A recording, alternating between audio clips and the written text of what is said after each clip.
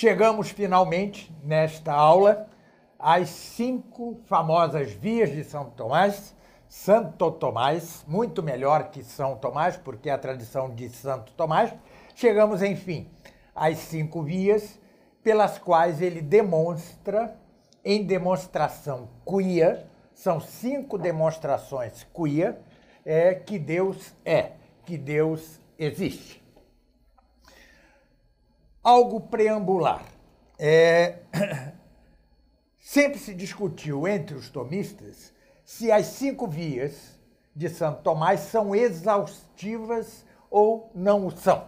Ou seja, se elas são suficientes ou esgotam o assunto, ou se é possível acrescentar-lhes outras vias, né? Essa discussão é longa.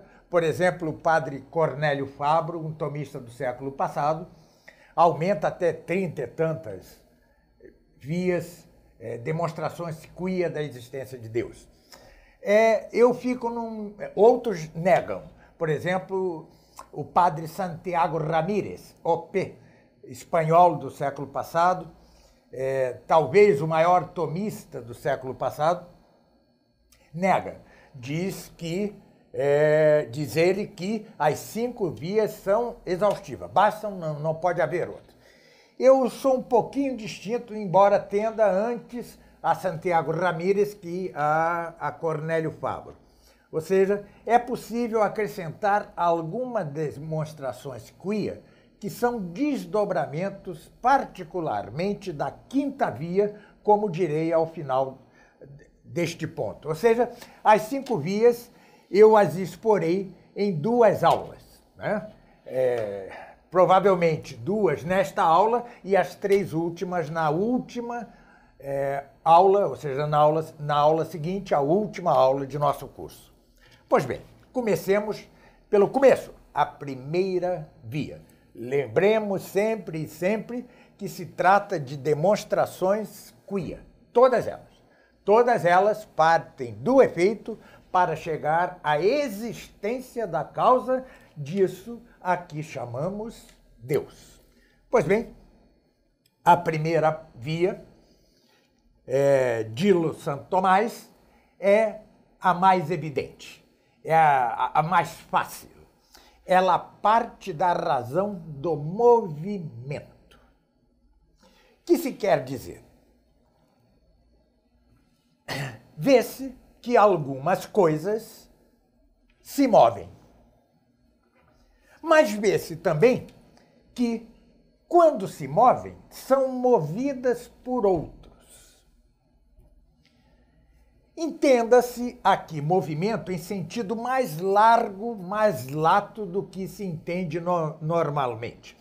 Uma coisa é o movimento local. Vejam, se eu faço assim na caneca, eu a movimentei daqui para ali. Eu fui o movente, eu fui o motor da caneca daqui para ali. Isso se chama movimento local. Mas há também outras formas de movimento, não o posso aprofundar aqui totalmente, infelizmente. Mas, por exemplo, se o fogo esquenta a madeira, houve certo movimento de a madeira ser fria para a madeira ser quente, mediante a ação ou causa que é o fogo. Ora, mover, seja o movimento local, seja o movimento de alteração, como este que disse, do fogo com respeito à madeira,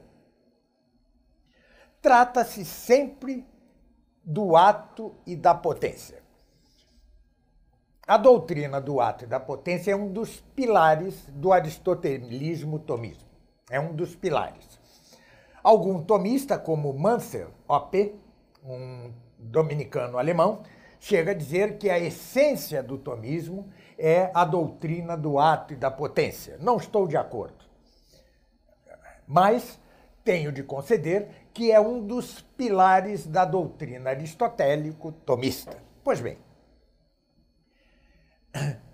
quando esta caneca está aqui, ela está em ato aqui e está em potência para outro lugar. O que faz a causa? Eu mesmo. Faz que ela, que está em ato aqui e em potência para outro lugar, fique em ato agora em outro lugar. Repita-se. Ela está em ato aqui. E em potência para ir para cá, para cá, para cá, para cá. No entanto, eu a fiz ir para aqui e agora ela está em ato aqui e está em potência para voltar para aqui. Mas tudo depende de que eu a movo. Ela não poderia mover-se a si mesma.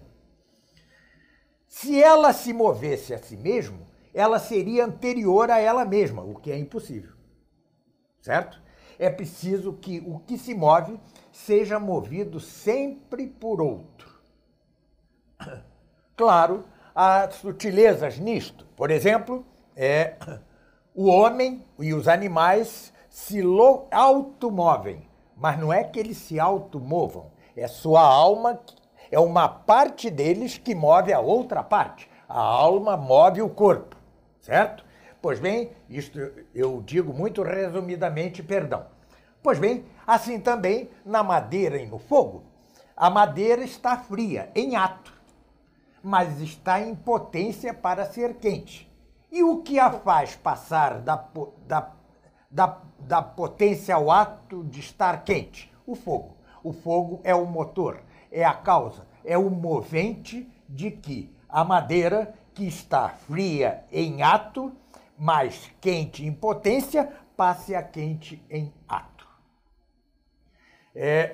Essa doutrina é profundíssima, resolve grande parte dos problemas filosóficos com que se debatiam os filósofos pré-aristotélicos, né? Mas o que é importante notar é que tudo quanto vemos que se move é movido por outro. Ora, se continuássemos até o infinito, não haveria um primeiro motor que moveria o motor intermediário, que moveria a última coisa. Tá certo? Então, minha alma move meu corpo, que move o caneco, a caneca.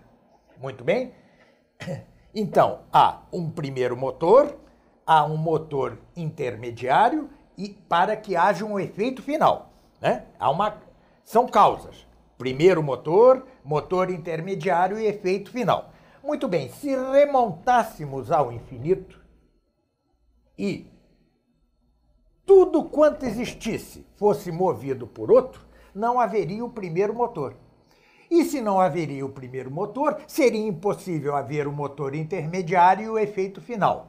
Logo, é preciso que nos detenhamos num primeiro motor que seja ele mesmo imóvel e não movido por outro.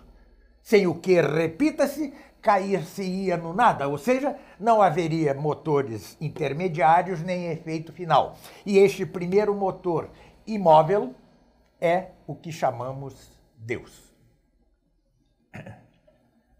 Atenção! Aqui eu tenho de tratar algo que comumente se lança contra o tomismo como uma objeção.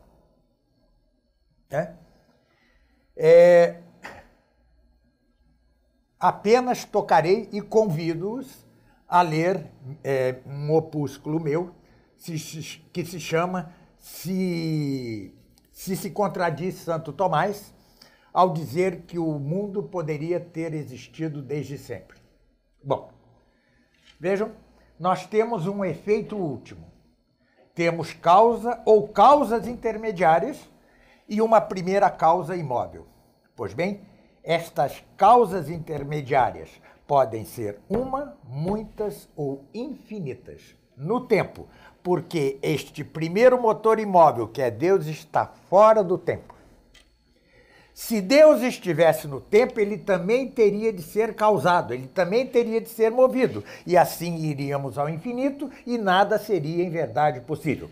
Portanto, isto que não é fácil de entender é que Deus não é só a primeira causa movente, não é só a primeira causa motora, é também uma causa que está acima da série, fora da série, que não é igual à série, senão que é transcendente à série. Quem tratou disso magnificamente foi o padre Penido, né, em seu livro Uso da Analogia em Teologia Dogmática. Convido-os, é um livro muito árduo, mas ele ali o resolve cabalmente, e creio que eu também, nesse opúsculo meu, se contradiz Santo Tomás ao pôr que o mundo poderia ter existido desde sempre. Então vejam, seria possível que no tempo houvesse infinitos motores intermediários. Por quê? Porque Deus os está movendo desde a eternidade, desde fora, acima das próprias causas. As causas que se criadas e seus efeitos podem contar com uma causa intermediária movente, com várias causas ou com infinitas causas, que ainda assim Deus seria o primeiro motor imóvel de toda a série de causas. Assim como se um pé estivesse desde toda a eternidade, desde sempre, pisando a terra, desde sempre haveria o efeito que é a pegada sobre o pé. O pé é Deus, a pegada é a série de motores. Essa explicação é antiga, é apostólica, é dos padres apostólicos. Então, trata-se de assunto dificilíssimo, mas o que importa nesta altura da Suma Teológica é dizer que ou há um primeiro motor imóvel que seja a causa de todas as outras causas motoras intermediárias, de modo a que se tenha um efeito último, é o que chamamos Deus. Assim como a igreja pronta, a catedral pronta, supõe o trabalho de uma série de artesãos, de carpinteiros, de eletricistas, de pintores, pressupõe depois o trabalho do engenheiro até que se chega à causa primeira da igreja, que é o projeto na mente do arquiteto. Assim, analogamente, mutatis mutandis, é Deus a causa imóvel, o motor primeiro imóvel de toda a série de causas motoras e de seu efeito último. Esta é a primeira via, com este acréscimo necessário, porque depois de Santo Tomás se levantou esta objeção quanto à infinitude das causas intermediárias. As causas intermediárias podem ser uma, muitas, infinitas, que ainda assim Deus é o primeiro motor imóvel que está, porém, fora, acima da própria série. Negá-lo, pôr a Deus como no âmbito da própria série é uma antropomorfização. É como dar a Deus as características das próprias coisas criadas. E se assim fosse, ele não seria o primeiro motor imóvel, senão que teria de ser movido por outro e assim ao infinito e não chegaria a nada. É preciso, pois, que haja este primeiro motor imóvel, que é o que chamamos Deus. Esta é a primeira via, segundo o movimento. A segunda via é muito semelhante à primeira. Com relação à causa eficiente. O que é a causa eficiente? A causa fazedora. Por exemplo, meu pai é a causa eficiente de mim. Certo? E foi ele quem me fez. Pois bem, tem-se algo análogo. Vemos com os nossos olhos, é evidente, isso é evidente, tá? Por isso é que se trata de demonstração queer. É evidente que algumas coisas são feitas por outras. Tem outras por causa eficiente.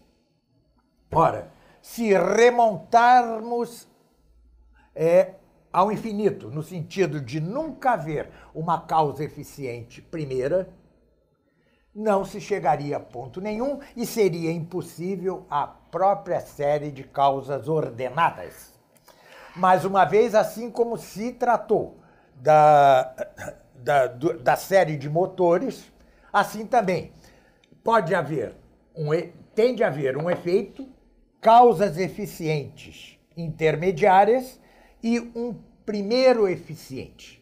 Este primeiro eficiente não pode ter sido feito por nada outro. Ele é ingênito, ele não é feito.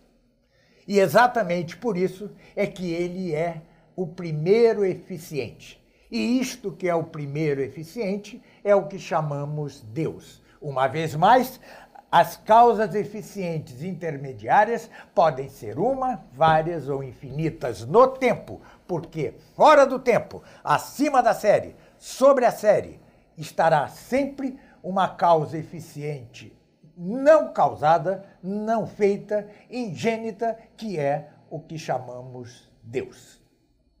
De certo modo, poder-se-iam juntar estas duas vias em uma só. Mas Santo Tomás preferiu dividi-las em duas. A terceira, que para mim, desde que ali foi a mais impactante, é, no entanto, a que apresenta algum problema. Eu, infelizmente, não posso aprofundar o problema aqui, porque escaparia ao escopo do curso, né? Mas, mais uma vez, convido-os a que leiam meu opúsculo Defesa da Terceira Via de Santo Tomás, né? Está publicado em livro também. Pois bem, ali eu aprofundo bastante isto.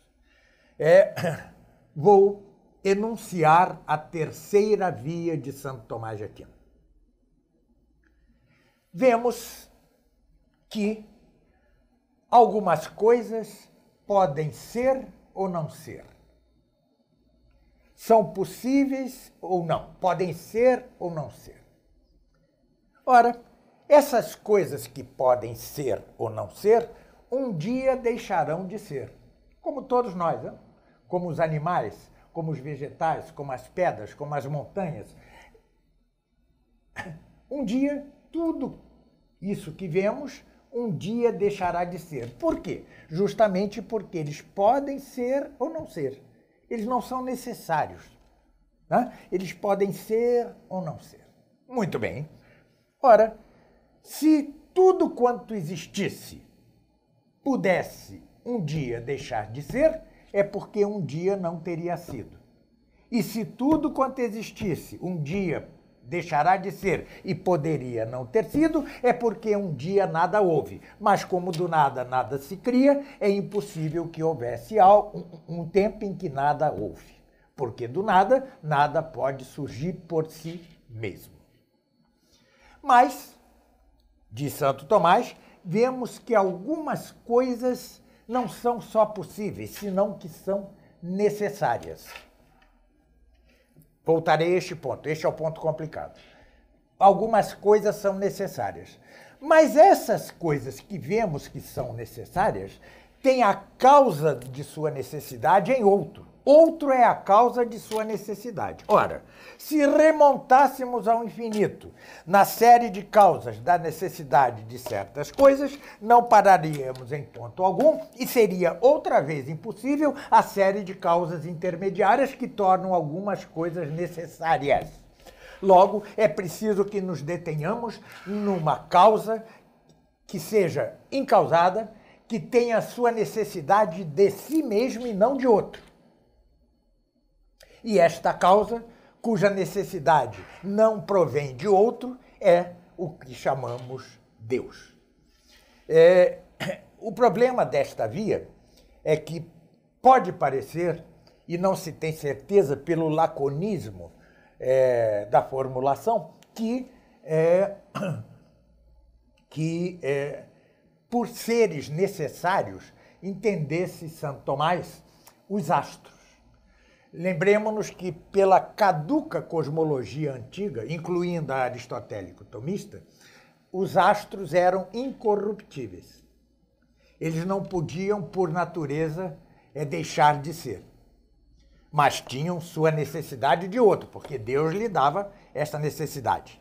Muito bem, hoje sabemos que os astros não são corruptíveis. Aliás, faça-se um excurso, uma digressão, pecam gravemente os tomistas que afirmam, que querem defender a cosmologia tomista. A cosmologia tomista caducou quase completamente.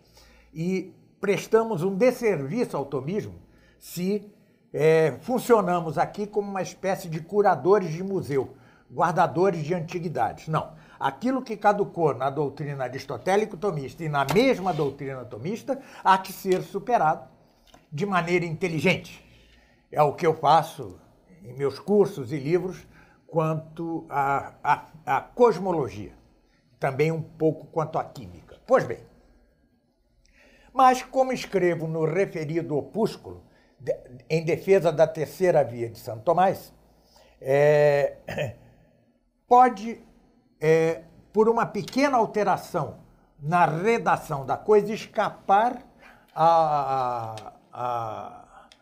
a incorruptibilidade dos astros e dizer que algumas coisas são necessárias para que outras sejam, certo? E estas coisas que são necessárias, conquanto elas mesmas deixarão de ser, ao contrário do que pensavam os antigos quanto aos astros, elas também têm sua necessidade decorrente de outro. De modo que, se remontássemos ao infinito e não nos detivéssemos em algo primeiro, cuja necessidade não decorresse de nada, não decorra de nada, senão que é incausada, nós não teríamos a própria série de necessários e possíveis. E esta primeira causa, cuja necessidade não provém de outra, senão que é própria, é o que chamamos Deus. Pois bem, recapitulem-se brevemente as três vias. A primeira é parte da razão do movimento, entendendo-se movimento aqui por movimento local ou por movimento como a alteração, assim como o fogo pode esquentar a madeira. É uma alteração na madeira. Ora, o movimento não é senão a passagem da potência ao ato. Esta caneca está em ato aqui e estará em ato ali. Logo, ela está, enquanto estava em ato aqui, ela estava em potência para estar aqui. Uma causa, que é minha mão, não é isso? A move e a faz passar aqui da potência ao ato de estar aqui. Assim também o fogo procede com a madeira. A madeira é fria em ato e quente em potência. O fogo a faz quente em ato e fria agora em potência. É a profunda doutrina da potência do ato. Pois bem, se remontássemos ao infinito de modo que não houvesse uma causa motora ou movente primeira, toda a série seria impossível. Tanto o efeito como as causas intermediárias. Sejam essas causas intermediárias uma, várias ou infinitas. Por quê? A causa primeira, incausada e imovível, o primeiro motor imóvel está acima, sobre, fora da série das próprias causas, senão, e é transcendente a elas, o que Santo Tomás afirmará em questões seguintes na Suma Teológica. E isto que é o primeiro motor imóvel, descoberto por Aristóteles, é o que chamamos Deus. A segunda via é parte da razão da eficiência, ou seja, a causa eficiente é aquela que faz. A geração, por exemplo. Pois bem, é muito semelhante à primeira, e diga-se também que se não nos detemos numa causa eficiente primeira, que seja a causa de toda a série de causas eficientes e de seu efeito final, esta mesma série ordenada de causas e seu efeito final, seja essas séries intermediárias, uma, várias ou infinitas, seria tudo impossível e cairíamos no nada. Por isso é preciso que haja uma primeira causa eficiente, que é o que chamamos Deus. A terceira via é parte da razão do possível e necessário. Vemos que algumas coisas podem ser ou não ser. Podem ser ou não ser. Mas o que pode ser ou não ser, um dia não será. Se tudo quanto houvesse um dia não fosse, é porque um dia não havia sido. Ora, se um dia tudo quanto houvesse não houvesse sido, então não havia nada. Como do nada não pode surgir nada, então é preciso que haja entes necessários. E vemos que há coisas necessárias na própria criação, mas Cada uma dessas coisas necessárias depende para a sua necessidade de uma causa. Se remontássemos ao infinito, tampouco haveria uma primeira causa incausada, cuja necessidade não depende de nada outro senão que é a sua própria necessidade. Ela tem em si sua própria necessidade, e esta causa necessaríssima, absolutamente simplícita necessária, necessária em termos absolutos, é o que chamamos Deus. Espero que essas 3 primeiras vias tenham sido de algum modo acessíveis a vocês. Grato pela atenção e vamos, enfim, para a última aula, para a próxima aula, em que tratarei as 2 últimas vias, a 4ª e 5ª, e uma que eu considero derivada da 5ª, que é a relativa à ordem do mundo. Muito obrigado, até a próxima e última aula.